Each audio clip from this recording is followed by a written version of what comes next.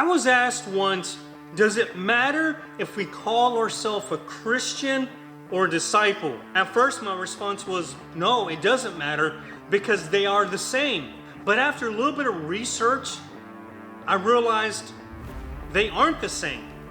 A Christian and a disciple is different. They have different meanings. So it does matter if we call ourselves a Christian or a disciple. Hey everybody, it's Sean. Welcome to S3. This channel is dedicated to helping churches grow through practical tips. In today's video, we're going to answer the question, what is the difference between a Christian and a disciple? Please stay until the end of the video because I'm going to share with you the names that the first century followers called themselves. Let's get started. A name has meaning. A name has a perception. So when we call ourselves a Christian, there's a perception, a meaning behind that name. And when we call ourselves a disciple, there's a meaning and perception behind that name. A name creates an identity. So we're going to look at the identity that's behind each one of those names. We're going to compare the identity of a Christian to the identity of a disciple.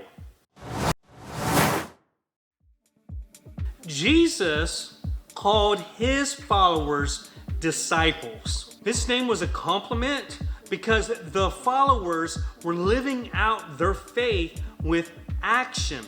But what a disciple is someone who is called by a teacher and they're called to follow them, to learn from them, and to imitate them. Matthew chapter 4 verse 19. Follow me, he told them, and I will make you fish for people. So here's Jesus, a teacher, going to students and saying, follow me. And at that point, they became a disciple of Jesus. The name Christian was not given by Jesus. Actually, it was given by non-believers, critics of the followers of Christ. In Acts chapter 11, verse 26, we see this. The disciples were first called Christians at Antioch. Critics called the followers, the disciples, Christians. And the emphasis here was an insult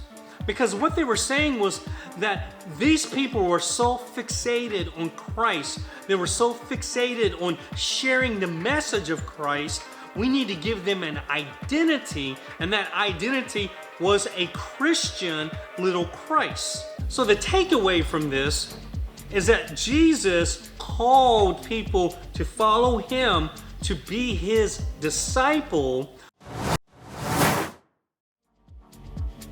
How many times were these names used? When we look at the name disciple in the New Testament, it was used over 260 times, mainly in the gospel, once in Acts. When you look at the name Christian, it was used 3 times, twice in the book of Acts and once in 1 Peter. So the takeaway from this is when it comes in relationship with Jesus, his followers were called disciples, not Christians.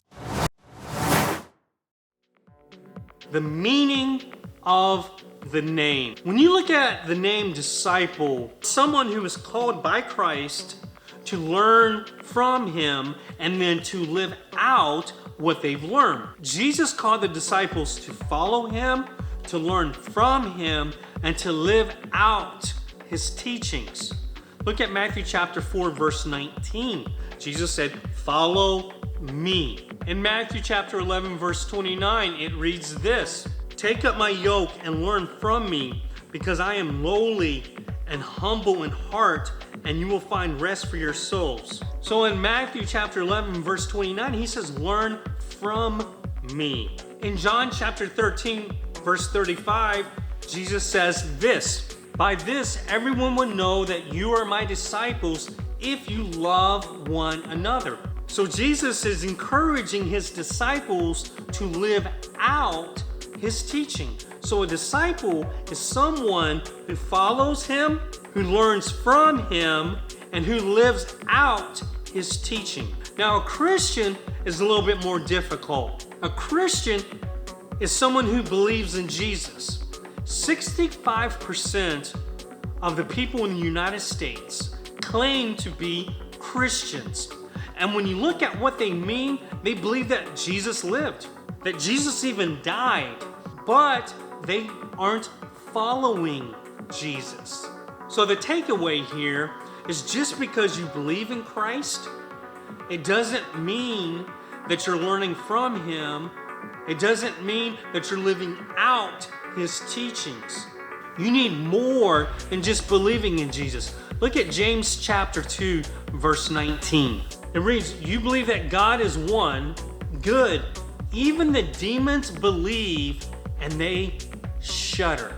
The demons, the powers of hell, knows who Jesus is, knows who God is. They believe. So it's more than just believing in Jesus. If this video has been helpful to you, I ask you to give me a thumbs up by hitting the like button so that other people can see this video as well. Thank you. Commitment based on the name. Now, when we look at the name disciple, there's a sense of accountability because you're following someone. You're following the teachings and you're living out the teachings of someone. And that person is Christ. A disciple is someone who submits to the authority of Christ. When we look at the name Christian, we don't see that sense of accountability. Because normally when people use the word Christian, they're committed to a teaching, they're committed to a religion, or they're committed to a belief that Jesus exists.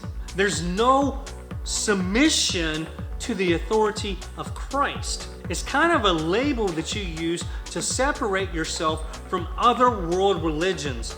So the takeaway here is that a follower of Christ is someone who submits to the authority of Christ. Someone who will follow him, who will learn from him, who will live out the teachings of Christ. They submit to his authority over their life. And we don't see that in the word Christian. I believe in Matthew chapter 7, verse 21, we can see a difference between a Christian and a disciple. Let's read that. Not everyone who says to me, Lord, Lord, will enter the kingdom of heaven, but only the one who does the will of my Father in heaven.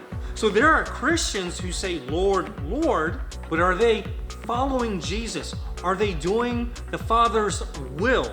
Are they submitting to the authority of Jesus? As promised, I want to give you the names that the first century followers called themselves. They called themselves brothers and sisters, followers of the way, disciples, saints, and believers. They never called themselves Christians. So when we look at the New Testament in relation to Jesus, he never called his followers Christians. And the first century believers never called themselves Christians. It was only the non-believers who were wanting to identify these people who were so fixated on knowing Christ and sharing Christ. It is those non-believers who called the disciples Christians. To help you grow as a disciple and to help your church grow, I invite you to watch this playlist right here where there are videos about growing as a disciple. Thanks, everybody.